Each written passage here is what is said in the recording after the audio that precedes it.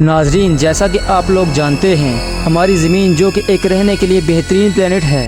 क्या आपको मालूम है साइंटिस्ट ने एक ऐसी ही ज़मीन इस सोलर सिस्टम से 635 लाइट ईयर्स दूर एक और ज़मीन जिसका नाम केपलर 22b है खोज निकाली है। तो चलिए इसके बारे में कुछ मालूमात हम आपको देते हैं। मिस्टर इन्फॉर्मेटिव के देखने और सुनने वालों को अस्सलाम वालेकुम। तो नाजरीन, जहां आप बैठे हैं वहां से 635 लाइट ईयर्स की दूरी पर बाहर स्पेस में कहीं दूर एक प्लेनेट है। एक सूरज जैसे तारे के हैबिटेबल यानी जिंदगी के रहने के लायक जोन में पाया गया। इसका नाम केपलर 22b है।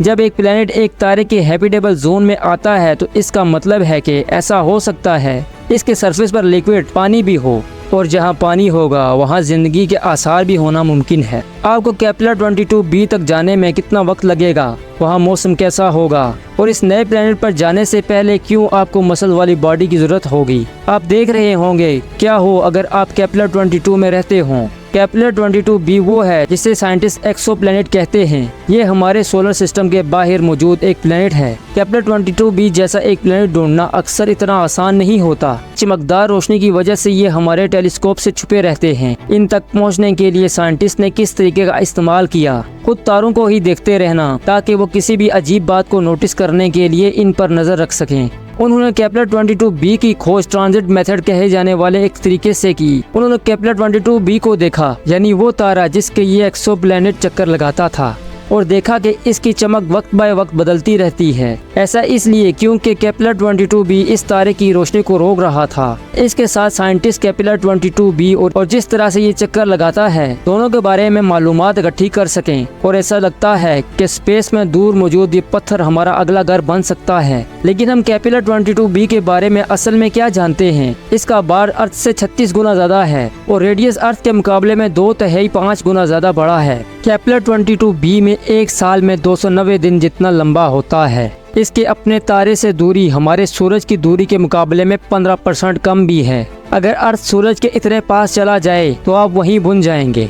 दूसरी तरफ केपलर 22b खुशकिस्मत है। इसका सूरज हमारे सूरज से काफी मिलता जुलता है, पर साथ ही इसका सूरज छोटा और ठंडा भी है। तो इसके तारे के साथ ही इसकी तस्दीक की वजह से प्लेनेट को सूरज की इतनी ही रोशनी मिलती है जितनी हमें अपने सूरज से मिलती है। केपलर 22b का टेम्परेचर 15 से 22 डिग्री सेल्सियस के बीच हो सकता है, मतलब अर्थ के मानसून वाले मौसम जैसा। और अगर आप हमसे पूछें तो ये काफ़ी है रहने के लायक। लेकिन हमारी गैलेक्सी एक बेरहम जगह हो सकती है और यहाँ हर खबर अच्छी नहीं है। कुछ मॉडल्स के हिसाब से केपलर 22b अपनी एक साइड पर रोटेट करता है, यानी घूमता है, कुछ हद तक हमारी यूरेनस की तरह। ये सुनने में इतना अहम नहीं लगता, पर इसकी वजह से जानलेवा मुश्किलें भी खड़ी हो सकती हैं। इसका मतलब ये होगा कि इसके नॉर्थ और साउथ पोल्स आधे साल के लिए या तो सूरज की रोशनी से ढके होंगे या फिर अंधेरे से। ये इस बात से नहीं जुड़ा कि आपको दिन ज्यादा पसंद है या रात। केपलर 22b जैसी दुनिया का अपनी साइड पर घूमने का मतलब है कि यहाँ का टेम्परेचर उबलने जितना गर्म या जमने वाले ठंडे टेम्परेचर तक बदल सकता है, जो इंसानी जिंदगी के लिए अच्छा नहीं है। हम जानते हैं ये कितनी दुख की बात है, लेकिन अभी आप परेशान ना हो, क्योंकि हमारी गैलेक्सी इतनी बड़ी भी है कि इसमें थोड़ी उम्मीद शामिल की जा सके। नई स्टडीज दिखाती हैं कि केपलर 22b एक 50 मीटर गहरे समुद्र से ढका हो सकता है, और ये समुद्र एक कुदरती क्लाइमेट कंट्रोल का काम करेगा, जिससे खतरनाक टेम्परेचर को रोका जा सकेगा। देखिए, एक समुद्र गर्मी के मौसम में गर्माहट को स्टोर करता है और सर्दी के मौसम में इस गर्माहट को छोड़ता है, जिससे ठीक ठाक क्लाइमेट बनता है। जैसे आपको पानी के करीब रहने की कोई और वजह भी चाहिए। लेकिन ज़रा रुकिए, आप इतनी दूर केपलर 22b तक जाएंगे कैसे? मेरा मतलब है, अगर आप रोशनी की रफ्तार से भी जाते हैं तो भी आपको वहां तक जाने में 635 सालों का वक्त लगेगा। इस सफ़र के लिए आपको एक ऐसी डिवाइस में बैठकर सफ़र करना होगा जो आपकी बॉडी को इसकी कुदरती उम्र के बाद भी वैसा ही बचा कर रखे, जैसे क्रायोजेनिक स्लीप। नासा ने पहले ये क्रायो स्लीप चैम्बर पर काम किया है, जो कि एक एस्ट्रोनॉट की बॉडी के टेम्परेचर को 32 डिग्री सेल्सियस तक कम कर सके। इससे कुदरती हाइबरनेशन की शुरुआत हो सकती है, जिसके दौरान कैटल्स यानी नालियों से आपकी बॉडी को खुराक पहुंचाई जा सकेगी और इसका वेस्ट निकाला जाएगा। लेकिन क्रायो स्लीप पे भी ये काफी लंबी और खतरनाक ट्रिप होगी। इसी के साथ ही अब आते हैं इस सफर के सबसे खतरनाक हिस्से पर। केपलर 22b के बारे में वो सारी चीजें जो हम नहीं जानते। सबसे पहले तो हम अब भी ये नहीं जानते कि वहाँ ग्रेविटी कैसी है। या हमारे प्लेनेट के मुकाबले में 2 गुना ज्यादा भी हो सकती है। अगर ऐसा होता है तो 10 किलोग्राम की आलू की बोरी वहाँ 20 किलोग्राम की होगी। आपकी बॉडी पर भी इसका असर पड़ेगा। आपका मौजूदा वजन 75 किलोग्राम है, तो अब आप अचानक 150 किलोग्राम का वजन संभालने के लिए तैयार हो जाएं। हिफाजत के लिए वहां सेटल होने वाले आपके जैसे लोगों को मसल्स को तगड़ा बनाना होगा। आपको केपलर 22b पर चल पाने के लिए बेहद स्ट्रेंथ ट्रेनिंग की जरूरत होगी, और एक बार अर्थ पर आपकी बॉडी बन जाए तो आपको वो सारी मसल्स पूरे 635 सालों की रोशनी की रफ्तार वाले सफर के लिए बचा कर रखनी होगी। लेकिन इंसान अकेले में ये मखलूक नहीं है जिन पर ज्यादा तेज ग्रेविटी का असर पड़ेगा। अर्थ से ऑक्सीजन और खुराक के लिए ले जाए गए पौधे शायद केपलर 22b पर ना लग सकें, और अगर आप अपने साथ किसी जानवर को ले जाते हैं तो इन्हें एवोल्यूशन में तेजी लानी होगी। ज्यादा ग्रेविटी से जानदार में चलने के लिए और पैरों का एवोल्यूशन हो सकता है। इससे अंदर मौजूद अंगों की लोकेशन और साइंस भी तय होगा। लेकिन राज यहाँ खत्म नहीं होते।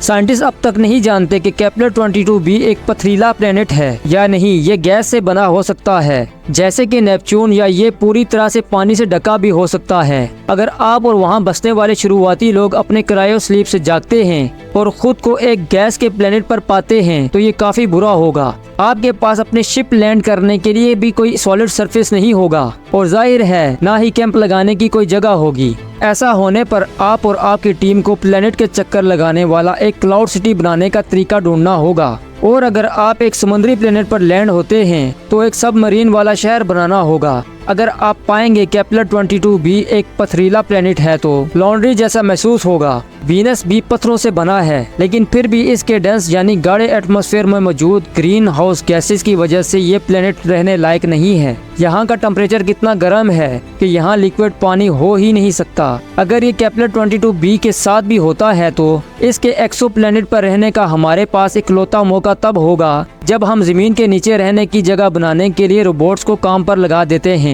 ऐसी जगह जहां हो सकता है टेम्परेचर इतना ठंडा हो कि आप इसे सह सकें। इससे बस ये साबित होता है कि प्राइम लोकेशन होना इस बात की गारंटी नहीं है कि इंसान इस जगह पर जिंदा रह सकते हैं। और हालांकि रहने के लिए दूसरी कोई दुनिया देखने में बहुत दिलचस्प लगती है, पर हमारी अर्थ इंसानों के लिए सबसे अच्छी जगह है। पर कभी कभी छोटे से बदलाव भी इसके बैलेंस को पूरी तरह से हिला कर रख सकते हैं, और आप देखेंगे कि कैसे सूरज की रोशनी आपको जला कर रख देगी। जानना चाहते हैं क्यों? तो बस देखते रहें मिस्टर इन्फॉर्मेटिव। तो नाजरीन, ये थी आज की हमारी वीडियो। अगर वीडियो पसंद आई हो तो वीडियो को लाइक और चैनल को सब्सक्राइब जरूर कीजिएगा। हम आपसे मिलते हैं हमारी नेक्स्ट वीडियो में। तब तक अपना ख्याल रखिएगा। अल्लाह हाफिज।